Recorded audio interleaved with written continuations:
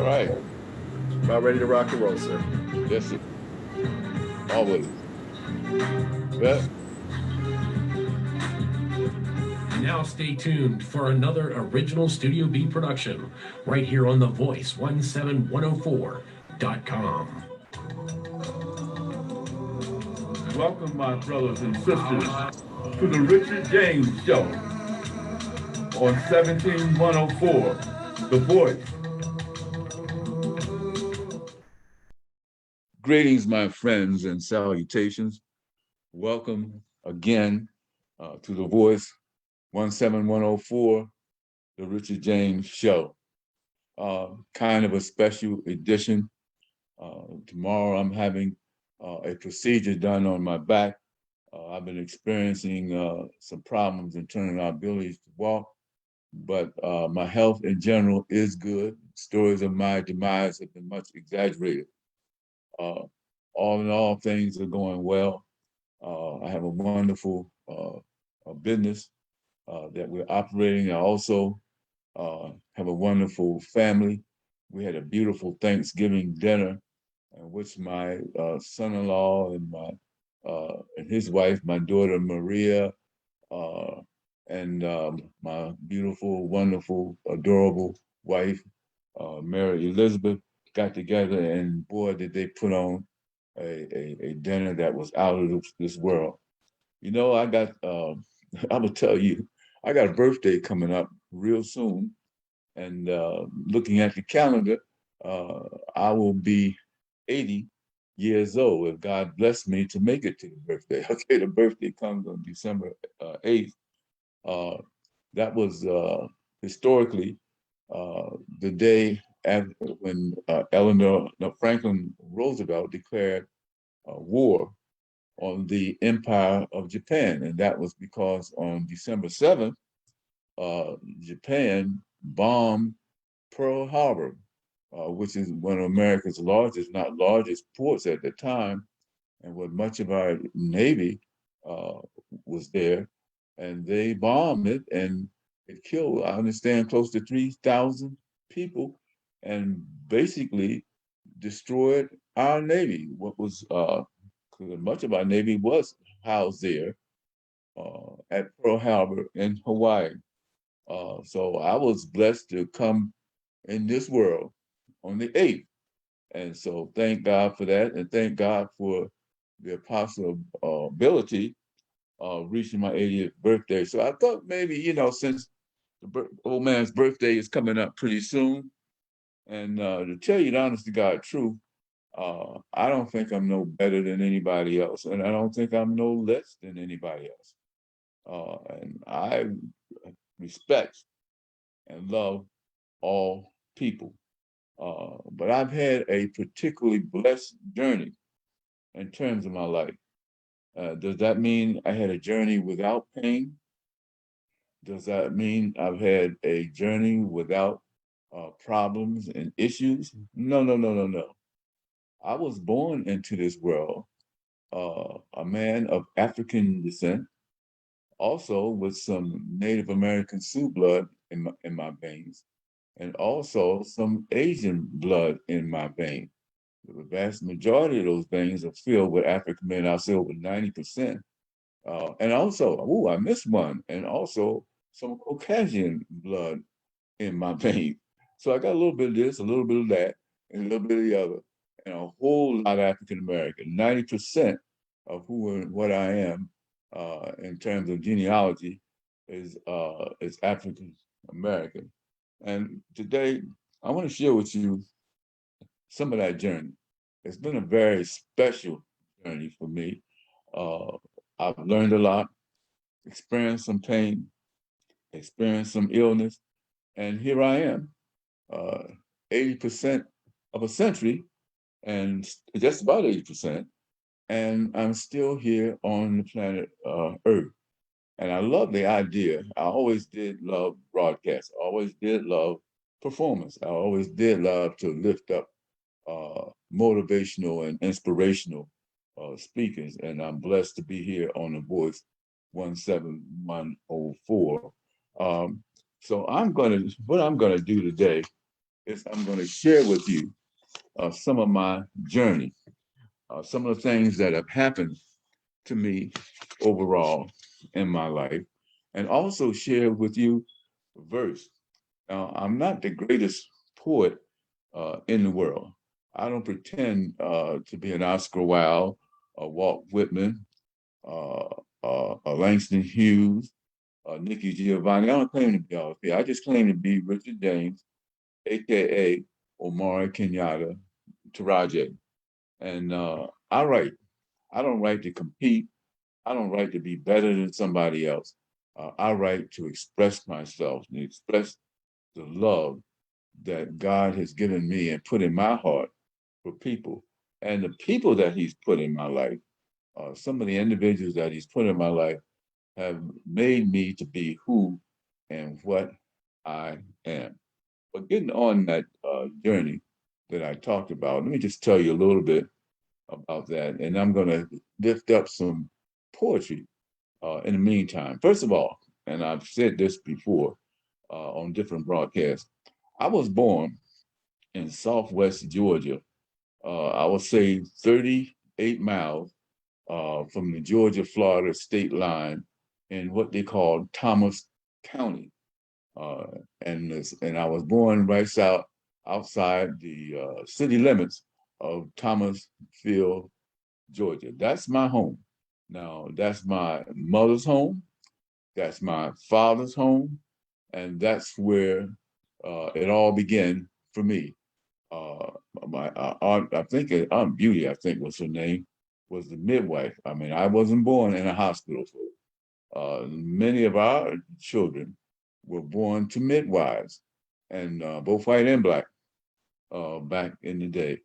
And so I was born in my grandmother's house uh, almost 80 years ago.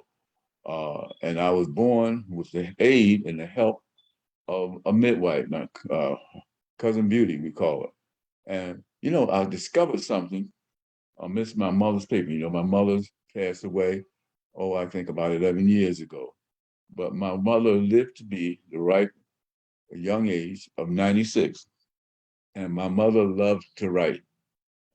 She wasn't that adept at the King's English, but she was adept at expressing herself and telling a wonderful, wonderful story. And she put in the writing my birth.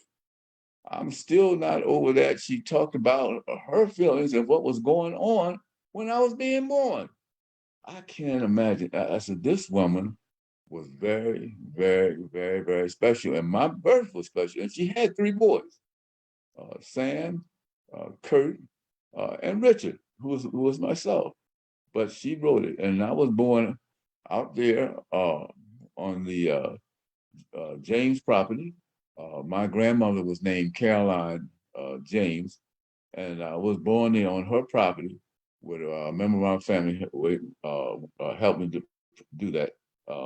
Do that, put bring me to this world. That's that she did. Uh, just a little bit background on that situation. The other thing is the area that I was born in was called Spring Hill, Georgia. It was Spring Hill, and Spring Hill was basically a small community with a number of families that lived there. And there was a church called the Spring Hill Missionary Baptist Church. And one of the founders and rectors of that church was a gentleman by the name of Adam James. Who was Adam James? Well, Adam James was my great grandfather. My grandfather was named Richard James, Richard C. James, and I thought he was the first. And now I'm digging into some genealogy and beginning to find out that there was some other Richard Jameses in the family. But the question is, who was first, second, and third? Now I learned that my grandfather, middle name was Cornelius, Richard C. James, but Richard Cornelius. My middle name is Charles. And I'm not sure. I know my father's middle had a middle C in his name, and I'm assuming that his middle name was Charles, and I was named after him. He insisted that uh, he was senior, and that I was junior. So whatever it is, it's all good. You know, I was here. I learned to really love, respect, and care for my father over the years. But I was born there on the plantation. I came into this world, um, and just a little difficult time because I was born during a period uh, was the start of World War II. And at that time, after the announcement by Franklin Delano Roosevelt that uh, we were going into war against Japan, not too long after that, or before that, I'm not sure exactly when, we also declared war on Nazi Germany, Hitler. Hitler, the hater, individuals that believe in white supremacy. And we got a bunch of haters and right wingers today who try to push up violence. But at any rate, I wrote a little. Let me just give you a little verse that I had wrote regarding my father. I hope this doesn't bore you guys. I'm just sharing some individual things that I think was absolutely wonderful. But let me just share this. This is oh okay. It's called To My Father from a Small Child's Point of View. It was 5 o'clock in the morning. I could see the sun rising behind the silver cap cotton clouds. Daddy was about to rise from a night's sleep. Like a slow moving ship, I would hear him shuffle his way from the bathroom to start his daily routine. The water would splash. He let out a big yawn as he wiped those big, dark brown eyes of his. Then suddenly he began to sing out, God said he's going to wipe my eyes. So many times when I've been made to cry, God said he's gonna wipe my eyes.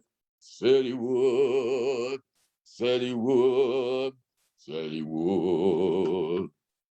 You know, troubles and heartaches may endure for a night. But something I know he's gonna make it all right. You know, he said he's gonna wipe my eyes.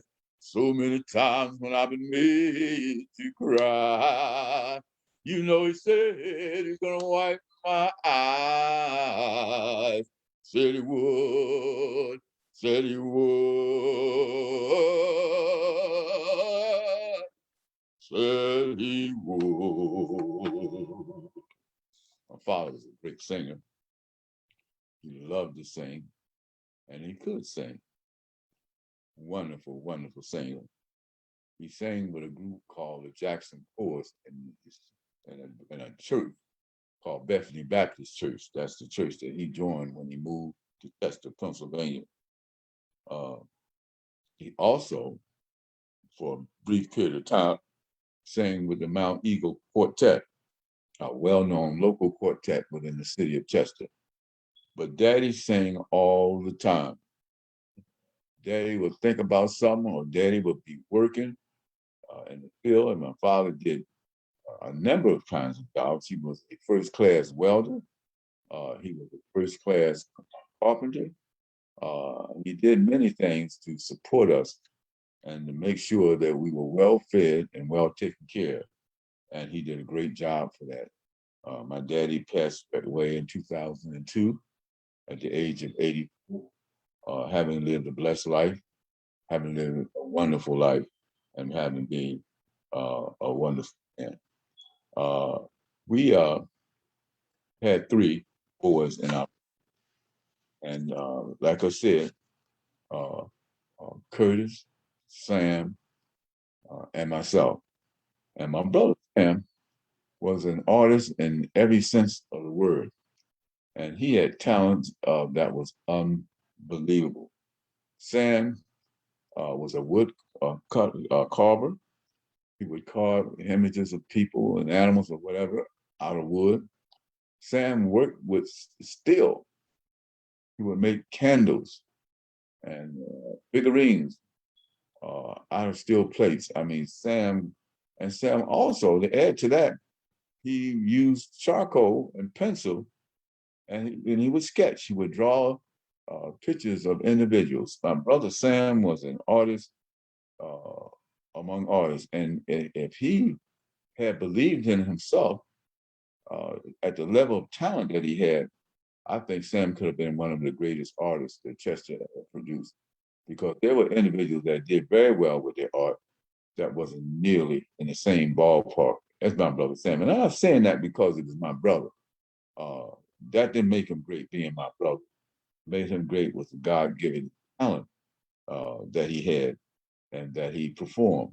The University of Delaware State put on an exhibition for a week displaying my brother's wonderful expertise years and years and years ago. My brother left this world a little bit early. He hadn't quite turned 70 yet. But I have to say that he lived a wonderful life. He had a wonderful wife, Chris James. He has a son, Tony James, and he lived to, shall we say, enjoy the fruits of familyhood, and he owned land and property and that kind of thing. But we're supposed to be talking about my journey. Hard for me not to talk about me and not talk about some of the other people that were very, very important in my life. And I said that as a kid, having been born in Thomasville, Georgia. Now, I saw some interesting things that you might be interested in, and I mentioned it, I think, in other broadcasts. But at the tender age of 4, and at the time, we were staying, my brother Sam and I were staying with my mother's mother, Bama Grimm Armster. We were at her place, and she was a tenant farmer, sharecropper, as some people would call it. And she ran a little farm. She had cows, she had chickens, and it was right near a railroad track. And I can remember that we lost a lot of our animals by being so close to the railroad track. We lose some of our animals on to the trains that would be coming by. But at any rate, at a very, very young age, I watched a lynching. Yeah, you heard it right. I watched a lynching. And I used to have nightmares about that. And I was there with my grandma, Grandma Armster, and holding on to her for dear life, because I thought that if I was in the arms of my grandmother, then no harm could come to me. I just felt that she was the cat's meow. She was just the most wonderful human being that ever existed. And you know, I still haven't gotten over that woman. My grandmother is it. It was just absolutely wonderful. And my mother sometimes would go off, get jobs, go to work somewhere else. And I'm not sure where my mom was. I think mom may have been doing agricultural kinds of stuff. She may have been in a factory, but I know she was somewhere working and trying to get it together, come back and get her kids. And when she would go off, she would often leave us with her mother. And for me, that was a wonderful thing, you know, but her brothers and sisters would do the same thing. They would drop off their kids. So grandma wound up with a herd of kids, boy, and some of us was no joke. I mean, we get in trouble time to time, but that's just the way it was. But that was my first real encounter with racism. Probably encountered in other ways, but that's when it really, really hit me, is watching that lynching. And so I eventually my mother moved the family up to Chester. See, my father had been there early. My father had gotten out of the Navy, and he was a sailor, and he came out of the Navy with honorable mention. and he moved up to Chester to work at some of the great industries in Chester. He worked at what they call Sunship Building and Dry Dock Company. Went there, and then my mother followed him with her 3 boys. And so we, for a while, we stayed in a 2-bedroom apartment, and that was kind of rough. So eventually my father was able to acquire public housing and what we call the Annex Housing Project. And later we moved to a housing project called the Ruth L. Bennett Home. But the interesting thing about it is that some of the stuff we didn't really understand. But there was racism and discrimination and segregation that existed in Chester that we just lived with and didn't realize how bad it really was. When I was there, the only school that was integrated was Chester High School, and I attended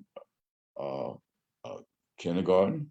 I attended Booker T Elementary School, and I attended Douglas Junior High School, and later Chester High School.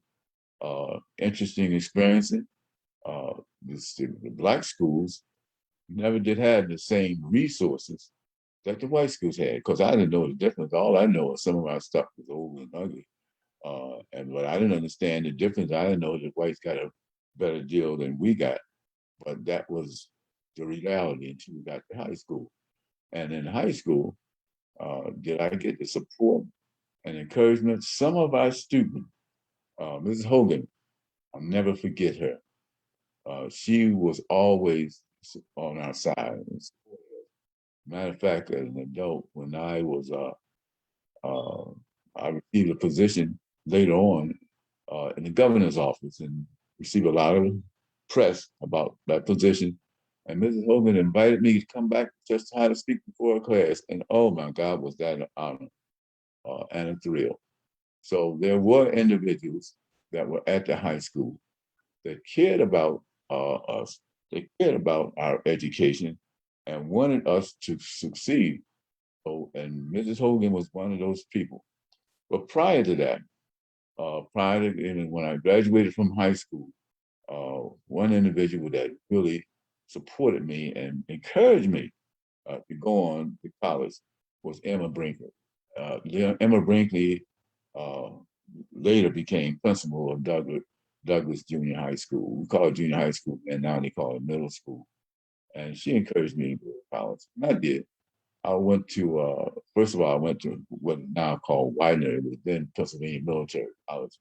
At that time was a really renowned school and very important school in this country. They had many programs and events in which the President of the United States and senior senators and other people and Dwight David Eisenhower would come participate in those events. And also, once I left there, I went to Cheney State College, which at that time had about 800 students. So I left there and I went to Cheney. Meantime, not telling you all of it, but I became very, very active in the community. Oh, I joined an organization called the NAACP Youth Council.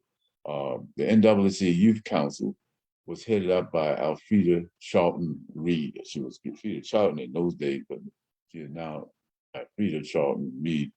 And that's when I really began to understand the discrimination and racism that we encountered just living there in Chester. And there was a skating rink, and I have talked with you about, mentioned that skating rink, that was part of a Great Leopard Market. The Great Leopard Market was owned by a gentleman we call King Jack of Hilo. And what it was is that they had a skating rink that was built basically for white folks, but they gave us one night, and that night was called Ebony Night. And so we would, on Ebony Night, would go over there and they would skate. I mean, I wasn't a skater, but other folks would go and skate. So we decided that, hey, this is not right. Why should we go one night and other students can go anytime they want to? We're white.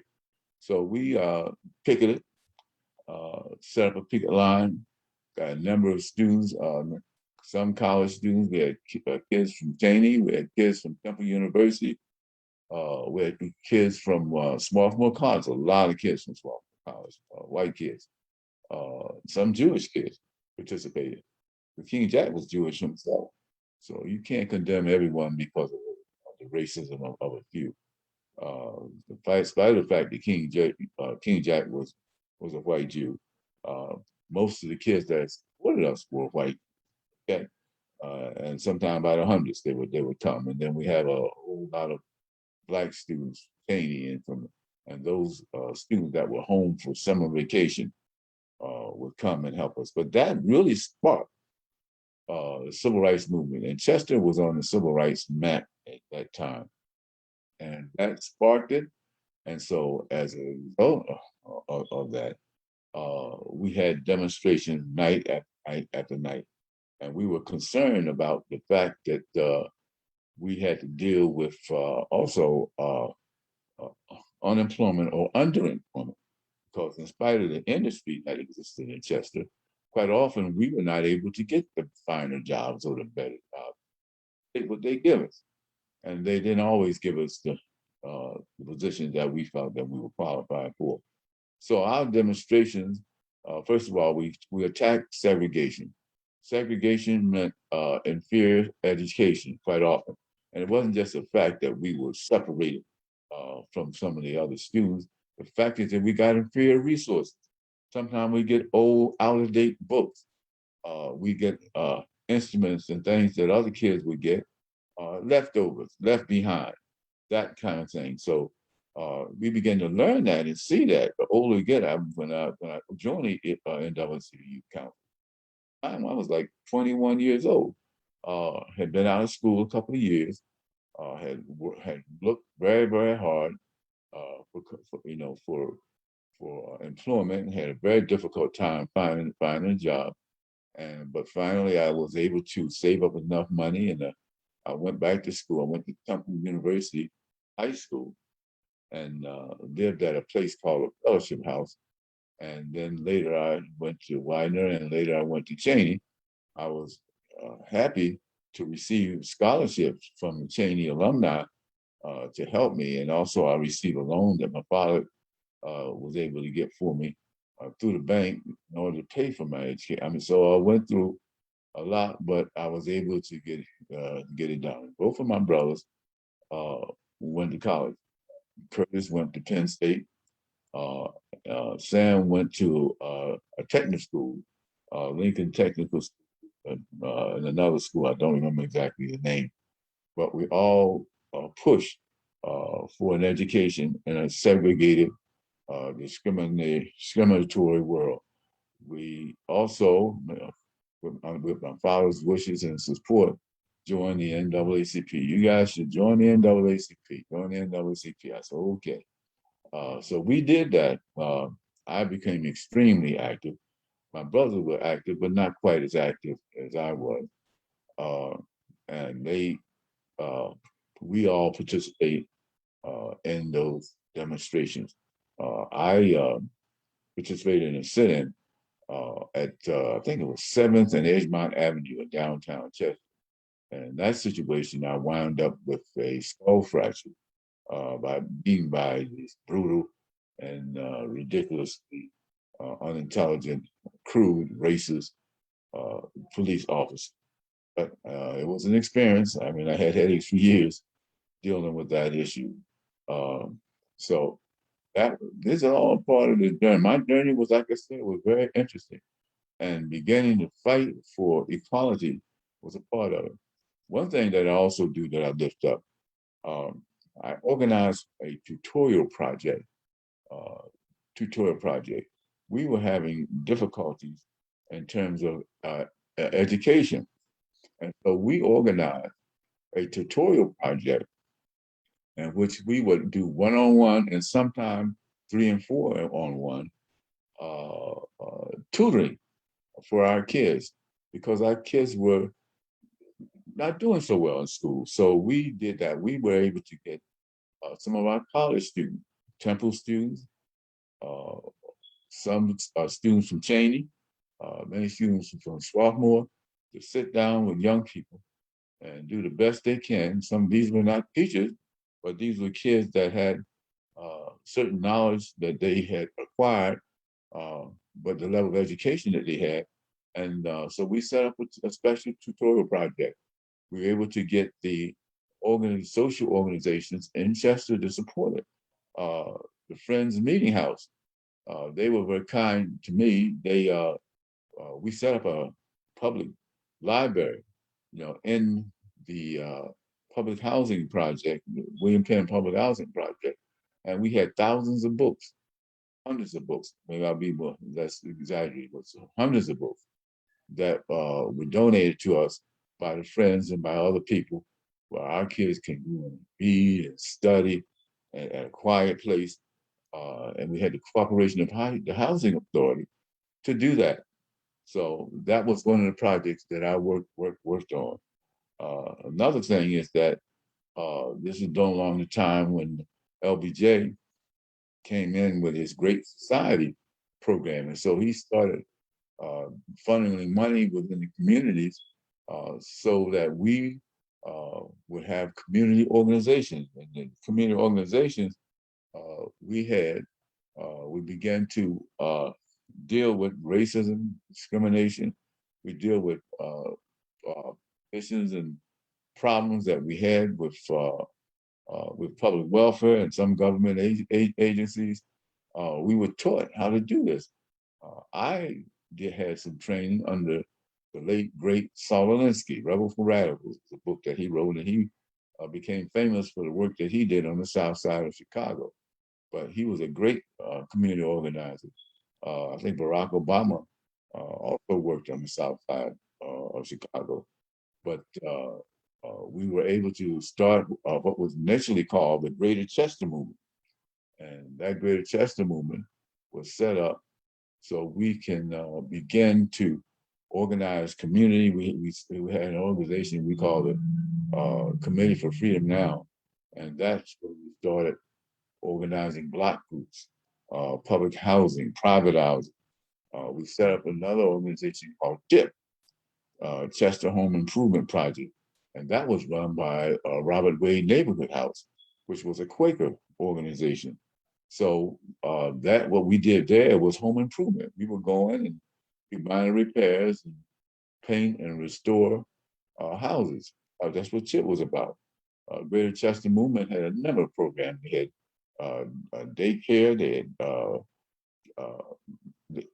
had similar project, community organized, where we would deal with the issues that the people wanted us to deal with. We deal with the problems that the people had to deal with. So we tried that, and that gave us something to do. But then my, shall we say, experience and training became very much different than others. I began to have some special skills in terms of this. And one of the things that we did in the Civil Rights Movement and the Committee for Freedom Now, we joined up with other organizations throughout the country. There was an organization that Malcolm X had, Moves and Marks Incorporated, and then he had an organization of African Unity that he set up to try to bring Black folks together. He did that, and so we had a national convention in Chester, held at the Prince Hall Legion, Prince Hall Masons, I'm sorry. And Malcolm came. I had the honor and the privilege of meeting Malcolm X and also talking to him and to hear him speak. And there was a statement that people would say, never was a man that spoke like this man. This man was the most articulate, intelligent individual that I had ever heard. And I think it was sad that a person can be that way and want to do good and want to improve things, and someone has to take his life. And how can you have 300-400 people at a gathering and people stand up and shoot at him and nobody saw him? I mean, where were the witnesses? Where were the people that were there that could not finger the right people? I know just recently, 2 of the men, in fact, the 3 men who were convicted were later found to be not guilty. And you're gonna tell me all those people there, nobody saw it? Come on. And it's kind of ridiculous. And there were government informers and there were government agents that were at that affair. But at any rate, we got to know Malcolm. We worked with Malcolm. Malcolm was a great man. He was a great leader. Another great individual was Louis Farrakhan, even though they had their difference. But Louis Farrakhan was also a great man and really great thing. He started out, he was a calypso singer. Yeah. So my friends, it's easy to tell the white man's heaven is the black man's hell. But I'll tell you one thing, one of the most brilliant leaders that came out of America was Louis Farrakhan. When you organized that 2 million man march, nothing has happened like that in this country. And people don't talk about it. They talk about the march on Washington, in which we were like 250, maybe 300,000 people strong. But Louis Farrakhan had 2 million black men there, and listening to some things about family and organization, and I mean, just things that they need to know in order to live a good life, in order to live a clean life. And we had a relationship with this man. We got to know him, and wasn't long, because it wasn't long after we had our events and got to know him that he departed from this world, and that was a very sad thing.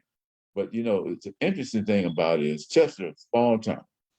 Back in those days, Chester had 63,000 residents, but yet, and despite the size of this town, we were able to participate in some of the most meaningful civil rights activity that had taken place within the country. Now, many of the people during our civil rights struggle were able to draw national leaders to come in and help us with what we were doing. We had a gentleman by the name of Cecil B. Moore, Esquire. Cecil B. Moore, Esquire, was the president of the Philadelphia branch of the NAACP. They had their internal battle. He and C.D. Lewis Tucker did not get along so well, and so they eventually split up the Philadelphia branch into several different branches in order to curtail the power of Cecil B. Moore, Esquire. But Cecil B. Moore was a fighter. He did a lot of good. He did a lot of things. And one of the things he did was wonderful, was support us in Chester. And speaker, woo, that man was an excellent speaker. Cecil B. Moore spoke, and he spoke extremely well. He lifted up issues that were important, and we did not recognize or respect any kind of class system within our race, and we made sure that everybody was accounted for. And that was one time when, with those mass demonstrations, that we had school teachers, undertakers, laborers, homeless. We had people. There was no class. There was no I'm better than you or you better than me. That was not the case. That we pulled together as a people, and some fights join us. One of the individuals that were a part of our demonstration and worked with us was Milton Schaap. Milton Schaap, a multi-millionaire, Jewish. Again, like I said, you cannot disdain or talk about people just because of their ethnicity. We have many a Jew that marched with us, went to jail with us, and worked with us. And I'm going to say it, I don't care who like it and who don't like it. I do not respect anyone who disrespects someone because of their religion. I do not. I think you got a right to be a Muslim, you have a right to be a Christian, you have a right to be a Jew, Hindu, who, and wherever you are. Raise it up. That's fine. And Milton Schaap, he owned a corporation called Gerald Corporation. I got to know him even a little better in Harrisburg because he owned the cable, it was a cable company then. Gerald was an electronic cable company, and he owned that state company. And I was able to do a telephone show for several years through Gerald. You know, they set us up in the studio. I was on every week. I had 2 shows, and I lifted up issues regarding the community and what was happening. That was in Harrisburg, because I'm getting sort of ahead of myself in terms of my journey. But the next thing that I did do in terms of my civil rights activity is to go leave Chester. And that was a pitiful thing because I love Chester. People don't understand that. They say Chester's a rough town. I don't know how anybody who lives in North Philadelphia or some of the other towns where they have all these murders and crimes can say Chester was bad. But at any rate, I left Chester in 1966 and moved to what they call the Bird. I received a position. I was recruited by the Community Action Program to be director of a community center called the Hill Community Center. And later I was given acting urban director responsibilities also, in which I coordinated and organized and trained individuals in how to organize, how to do community organization. I did that in Harrisburg.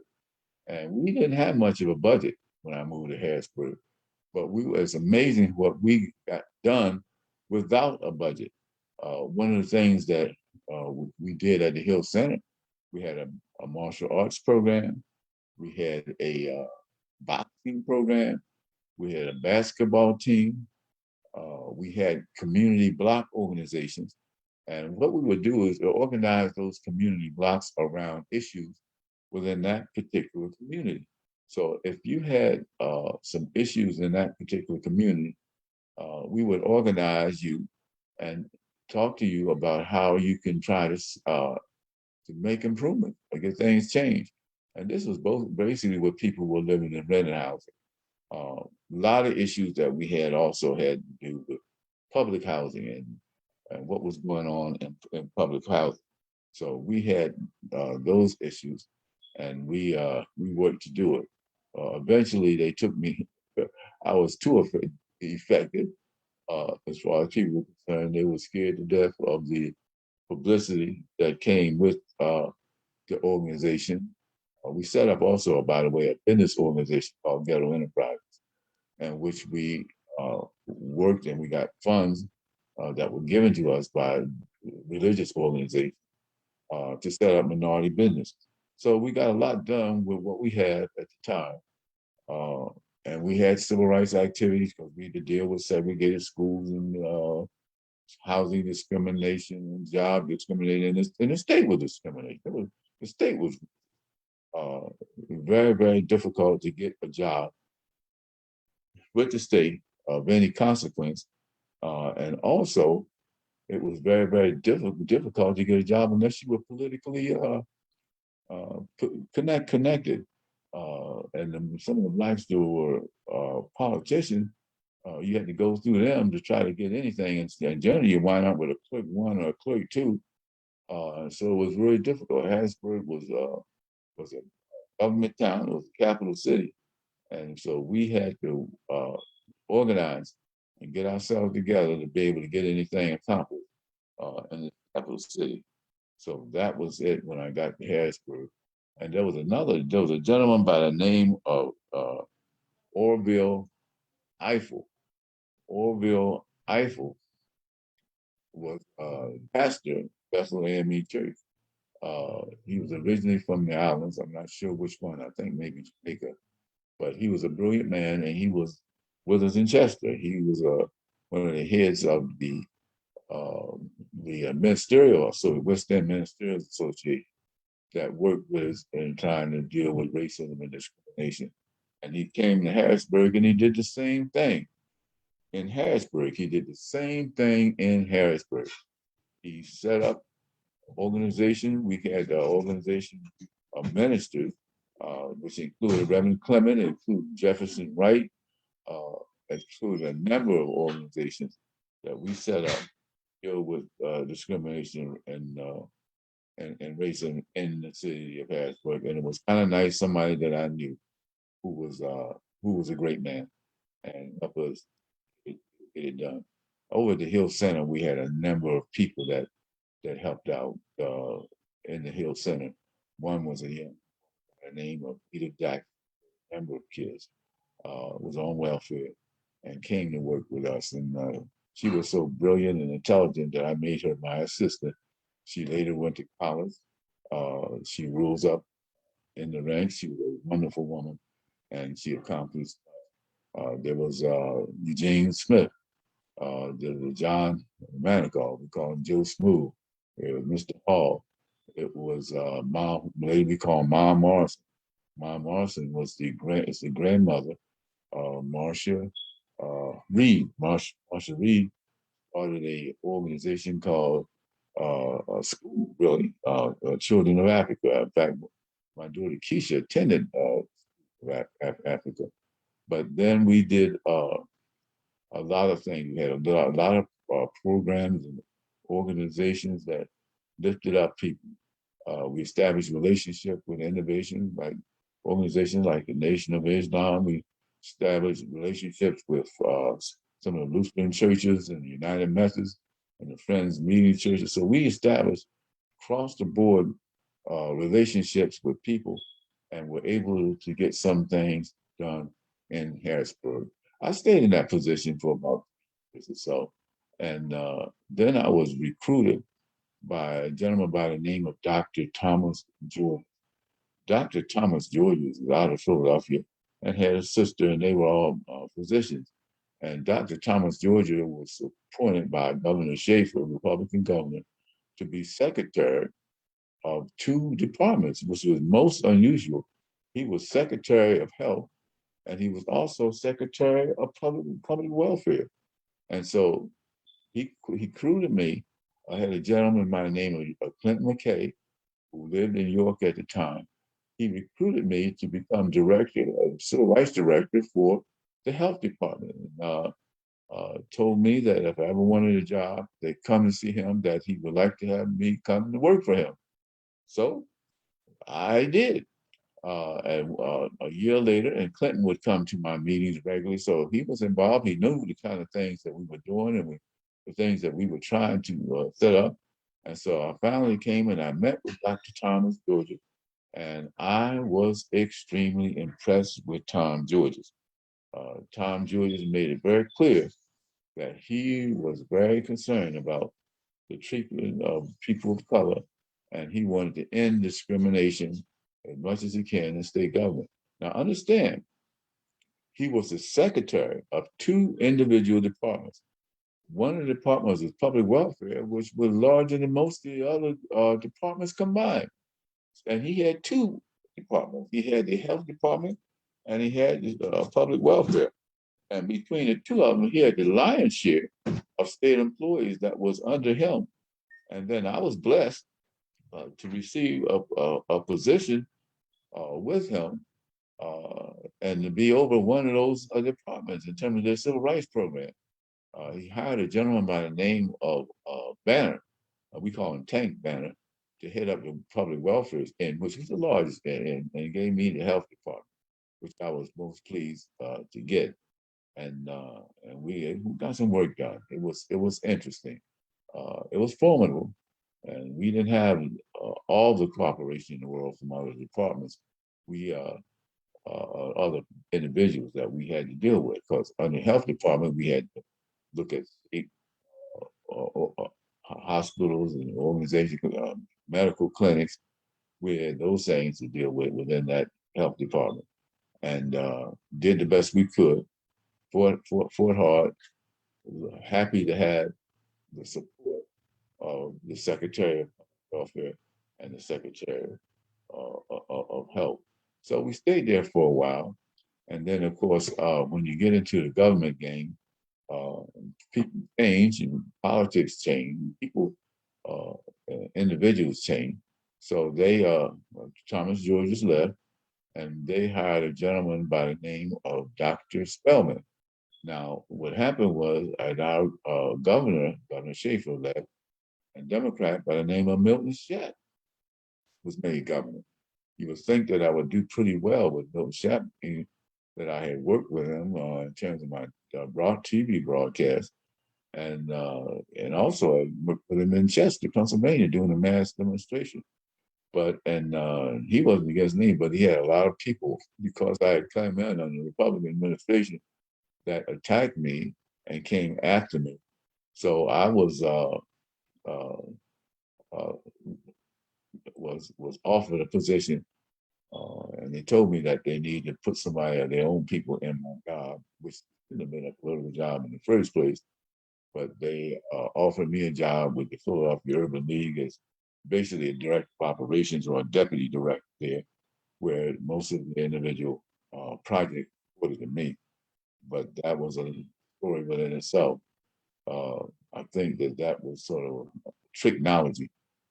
They pretended that they want me there, but it was a method that helped some friends to get me out of that position in Harrisburg, move me down there, and then later let me go. Well, I had some interesting experiences. Some of our folks, Black folks, can be just as discriminatory, just as racist as people. And then we heard it, and then there's a power grab.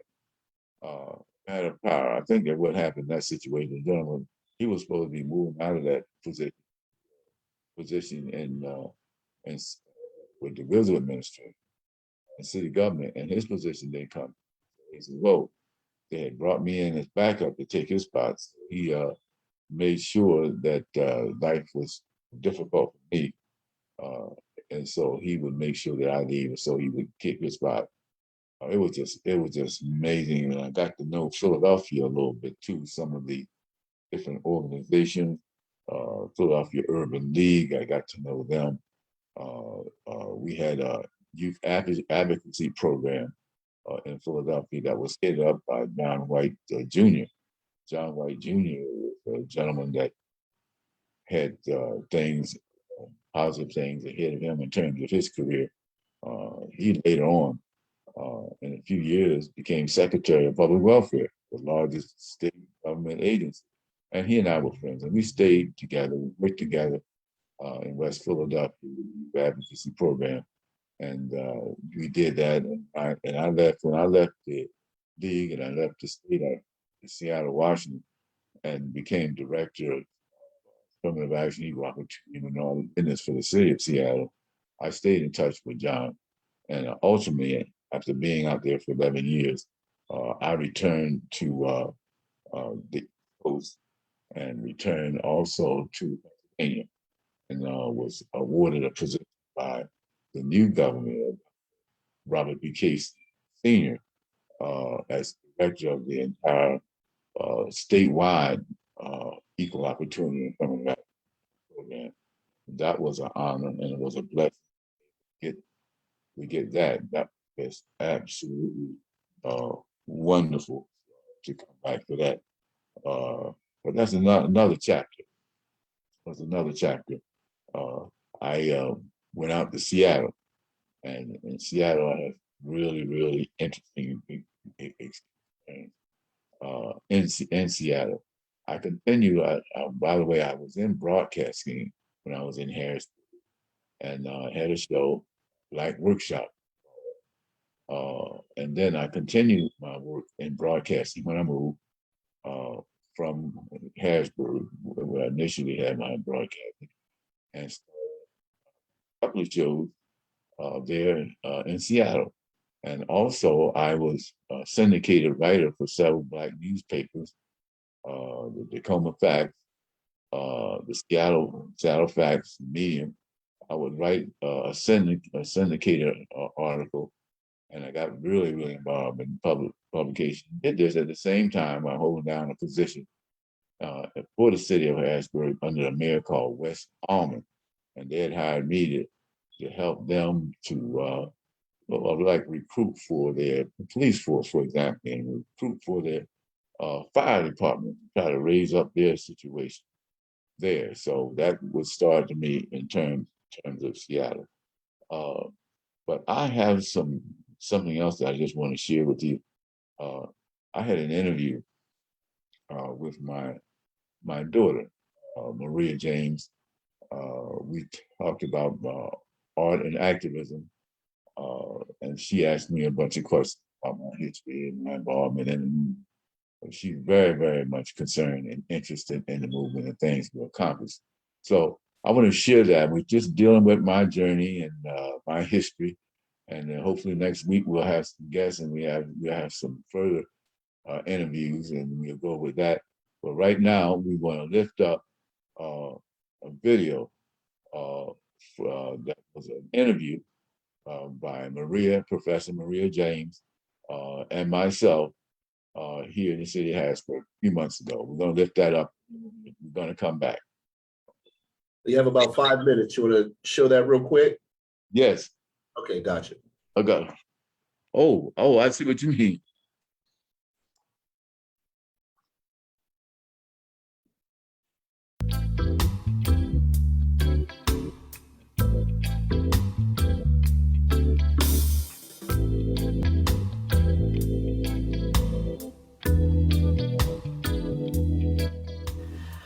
Hi students, how are you? I am your Professor Maria Chow, and I'm really pleased to have a special guest with me today.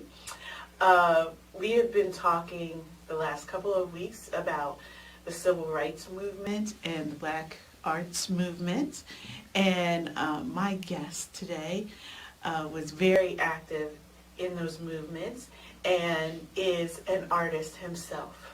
Poet, a singer, a community organizer, dancer, drummer, so many things. So without further ado, I introduce you to my father, Richard James. Hi, Dad. Hi, how you doing, Maria? Can I call you Maria or should I say Professor Chow? You can say Maria. Okay, you can say that. Well, it's pleased to be here, and be able to talk about arts.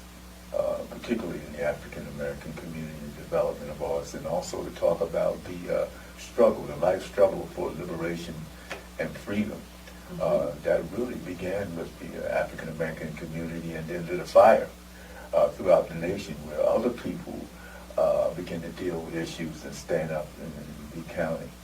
But it's an interesting and a very important issue to discuss, so I appreciate the invitation to be here.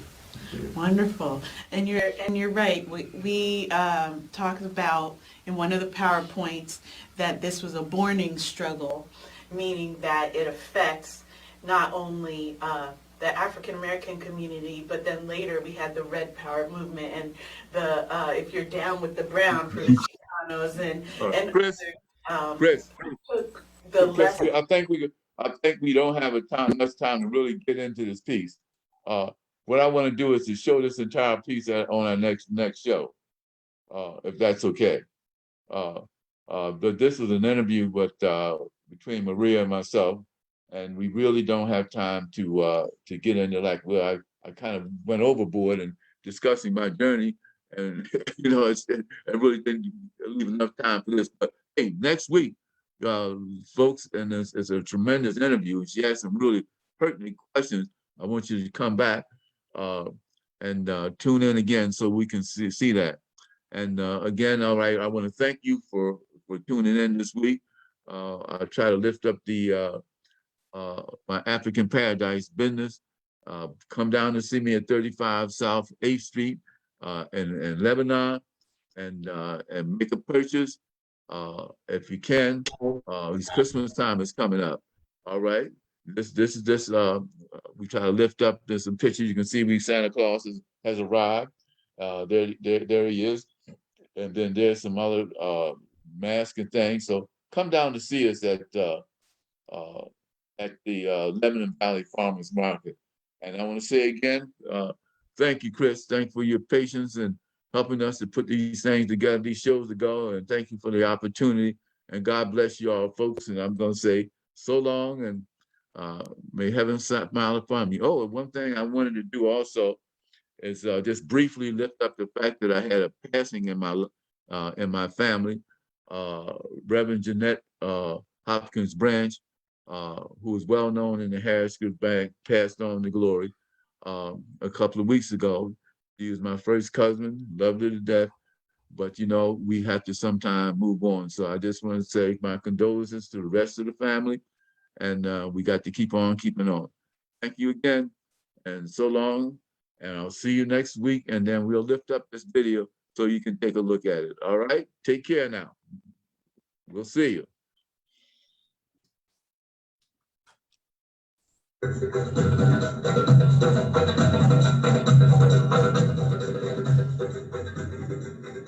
Thank you again for tuning in to the Richard James Show. Our African and our African American programs are set up to educate you on what's going on in this world. We thank you for taking out the time to listen. Let's hear from you sometime also. So this is your neighbor and your friend signing off.